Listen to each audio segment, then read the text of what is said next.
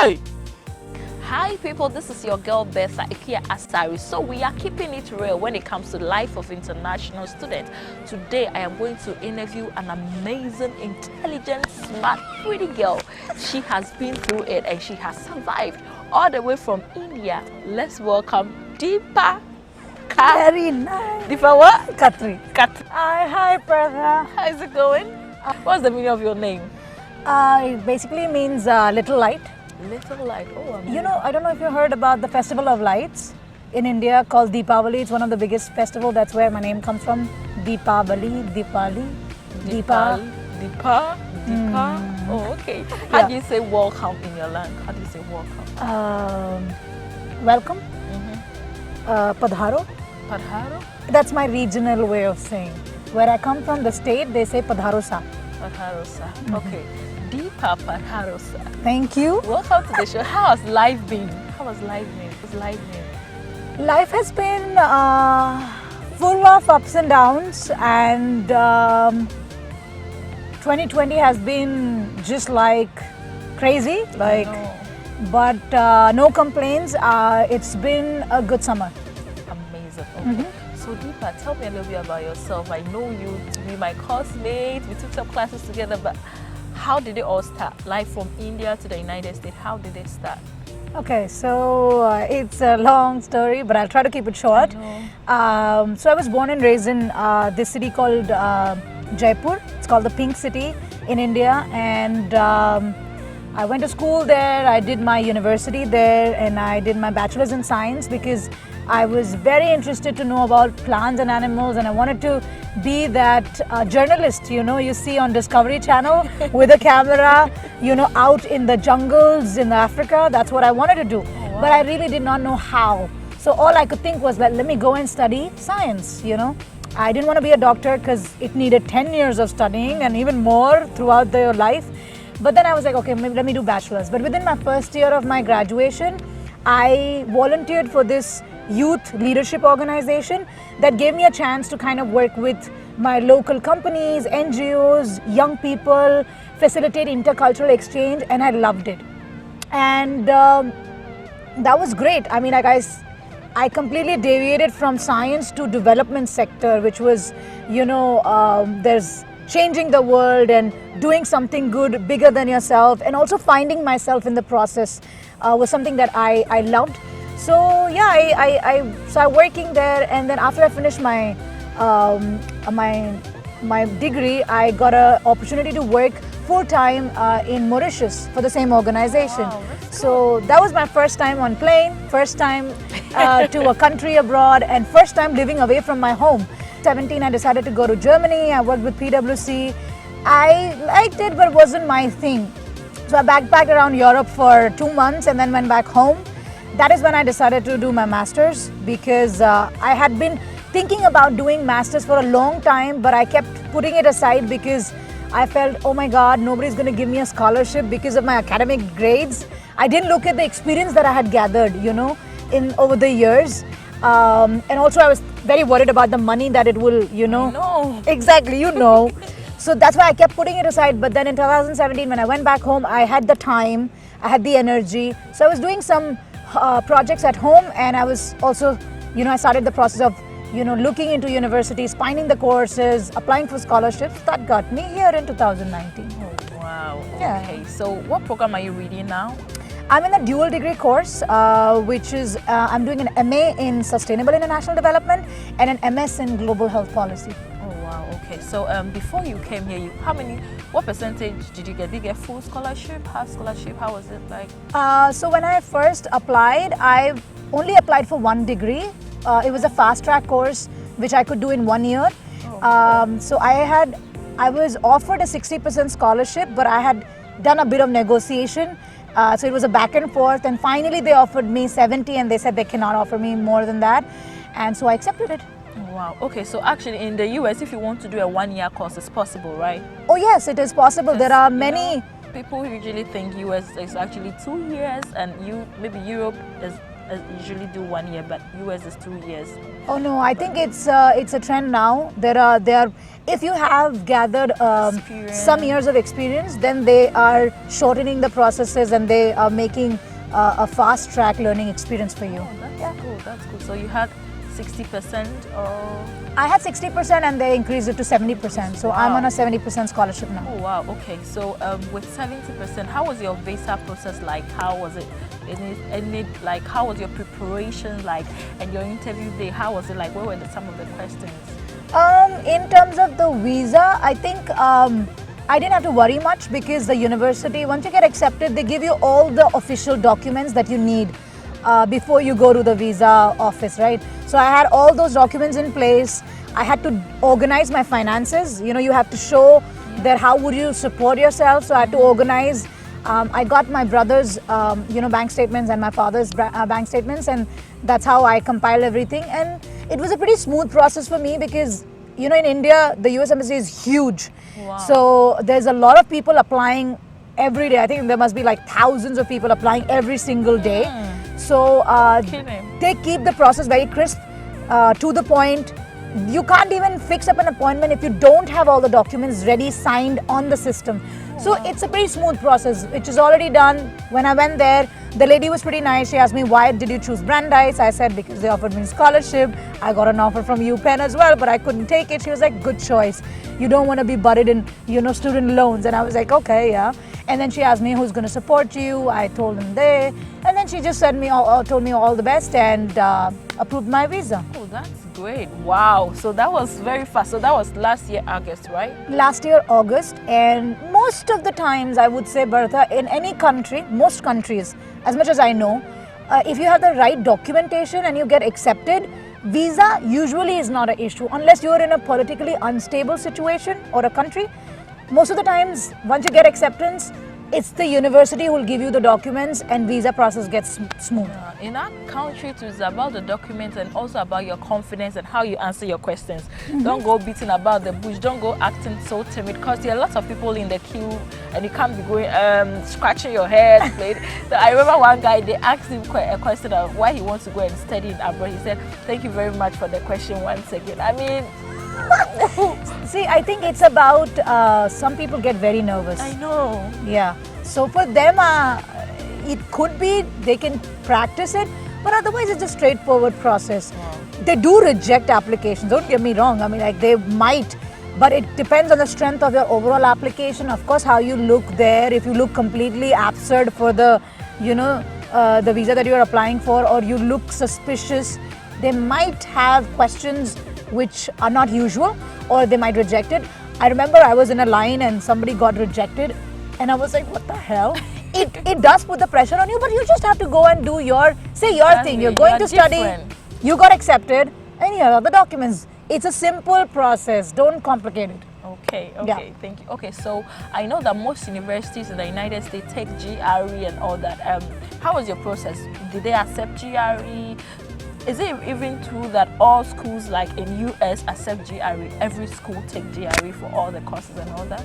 I would say that it used to be the case where GRE was required, but I think in the last 5 years or even more, they have really loosened their criterias. And now they are even accepting students in master courses without GRE. For MBA, it used to be GMAT. Yep. For other master courses, it used to be GRE. But now there are many actually technical courses also for which GRE is not required. However, I did give GRE because I was applying for another school in DC, Washington DC, and it required GRE, and I wanted to apply for the full scholarship, so I did give GRE.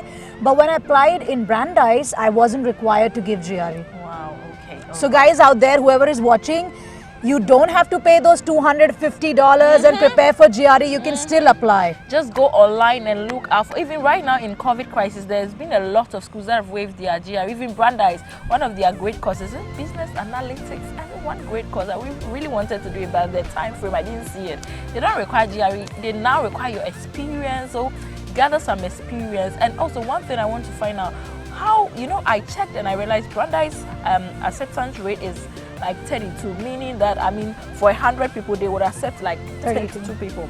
So how were you able to thrive through? What do you think is the unique thing that made you stand out?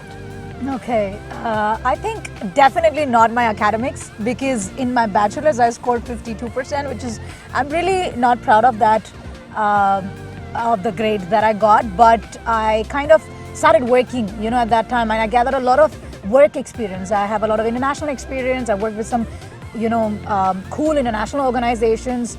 And I think overall storytelling in your statement of purpose of where you come from, what have you done, and what do you plan to do in future. So if you make a good story, make a good candidate. So academics is just one part of it, but then everything else put together, if it is good enough, yes, you will make a good candidate. And I think that's what made me a good candidate. Yeah. Okay, so if you're watching, so your statement of purpose has to be very strong.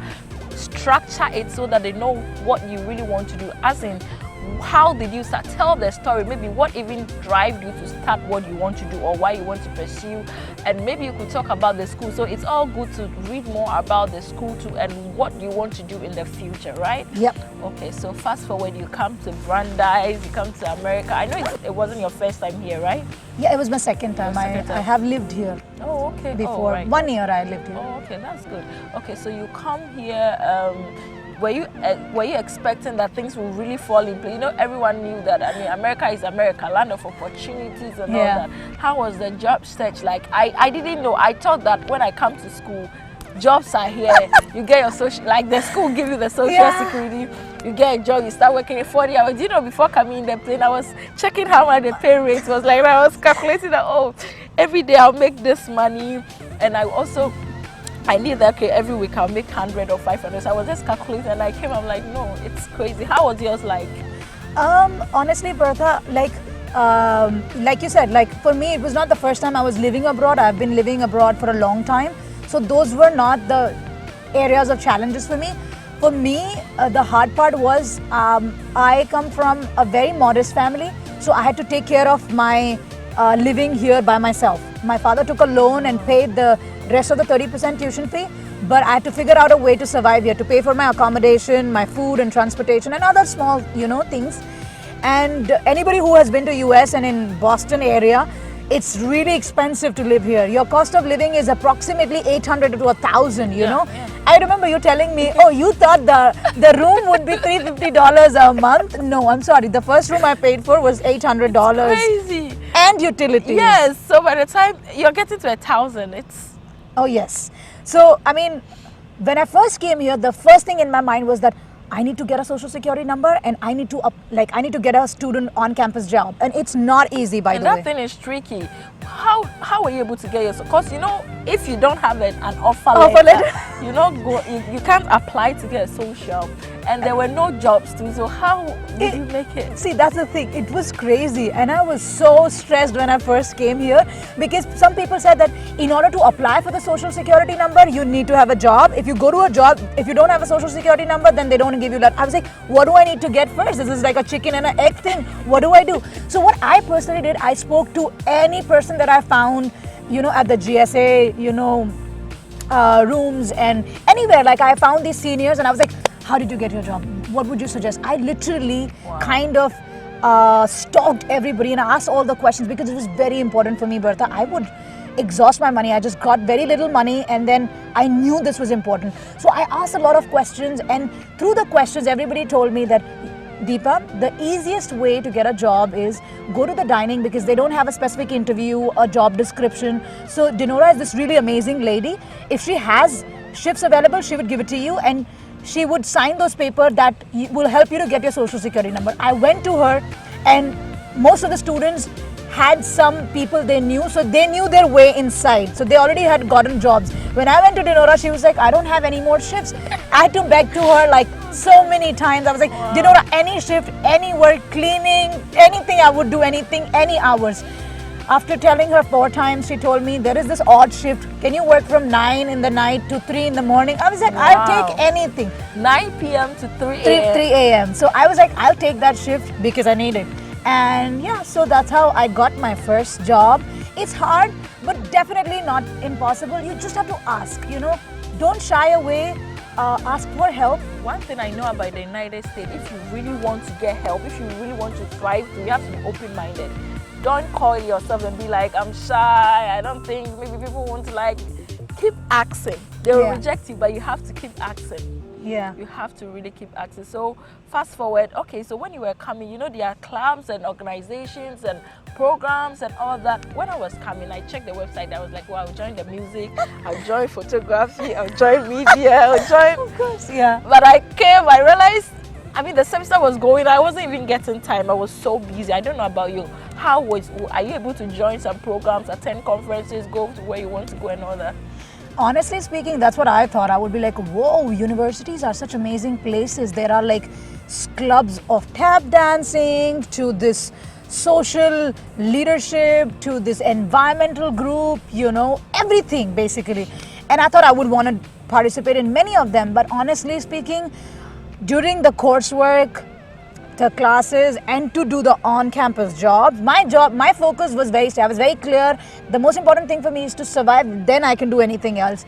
So for me, it was very hard. So I think I was not able to participate as much as I would have wanted, but I have no regrets. I mean, the fact that I was able to save some money and then, you know, pay for my own, you know, kind of living here was, I think I'm very proud and very happy about that. And I will tell any student that you can earn enough money to stay here, to pay for your, you know, accommodation, and even save a little bit and pay your tuition fee.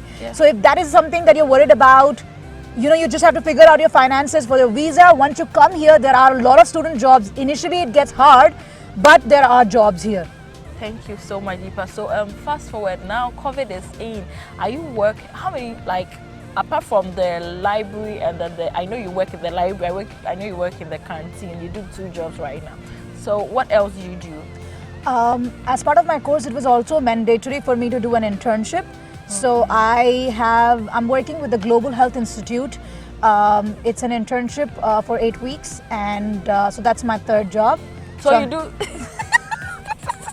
Yeah, see, 3 jobs. Yeah, I'm making the most out of summer because student workers, they are allowed to do 40 hours because it's holidays. We're not taking any classes, because in the usual scenario, we're only allowed to work 20 hours. So I'm making the most out of it.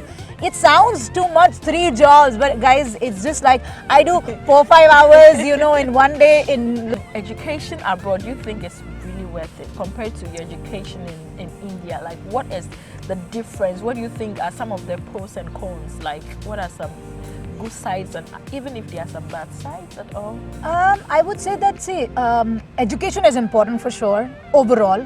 When you add the international aspect to it, you're just making it, I don't know, like 5 times more challenging, because you're going to a new environment, new language, new people, new way of doing things, new way of thinking, everything, you know. So that makes it more challenging, and when anything is challenging, it's more rewarding at the same time. So I think when you are going for an international education, it's definitely something that you're going to learn a lot from, but it's also definitely a much more harder thing, right? And compared to Indian education and American education, I would say that the Indian education is good, but at the same time, it's very bookish. Your teacher will tell you there's not many discussions, there's not a lot of practical work going on around there. But when I came to the United States, I was very happy because of the kind of professors we have. They encourage the discussions, different opinions. They might not agree with you, but they'll still encourage you. My class has like 90% international students, and you hear things about a topic from all different ways, yeah? So 9 years of experience, and you come here and you work as cleaning tables. How was your experience like? Oh, that's a great question, Bertha.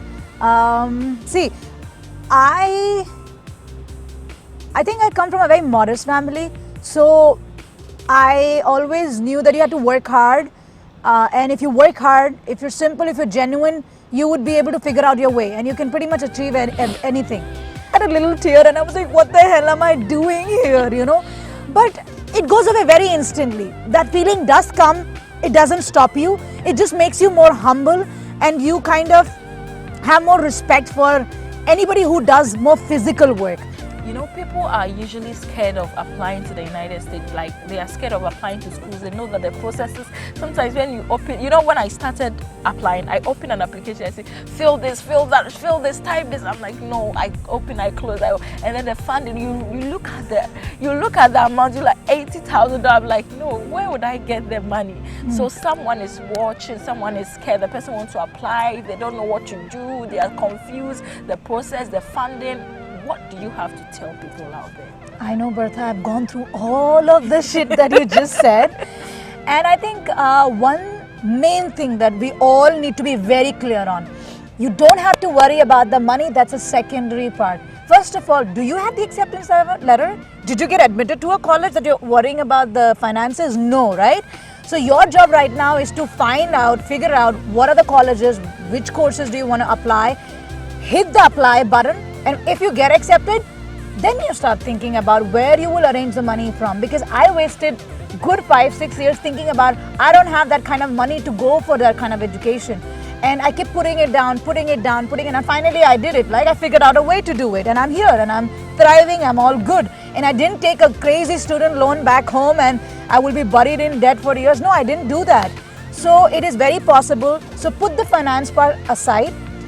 The whole process of applying for a course is also very, very overwhelming, because those websites, you know, those big universities have so many courses and so much information on the website that you open it, you look, and in an hour you're like, okay, I don't think I can do this, and you shut down, you come back, you shut down, and that's okay. Everybody goes and does that kind of, you know, process. You have to go through this process in order to figure out what you want. Once you figure it out, you just have to get these documentation. The most important documents are your CV, your statement of purpose, which is your, like, telling your story and why. This is the most important thing. Your recommendation letters, and then, you know, your basic other things. So, but these are the most important documents, your certificates. Once you have them ready, applying takes literally half an hour. But to get those documents ready and to figure out what course you want to apply, this is the one that takes the most time. And I'd be happy to kind of help anybody who wants to go through the process. Just know that it is hard for everyone, and they make it hard because if they don't make it hard, everyone will apply. So the application process itself is like a filtering process. Exactly. Yeah. So if you can just go through the application process, trust me, you'll figure out your finances. You'll figure out your finances. Deepa, thank you so much. It's been sweet to have you. So please, Deepa has her own YouTube channel. What's the name? Deepa Khatri. Deepa Khatri. Say, well, okay, thank you so much. Okay, so you said Dhanyavad Deepa. Dhanyavad Deepa. Perfect, you did good.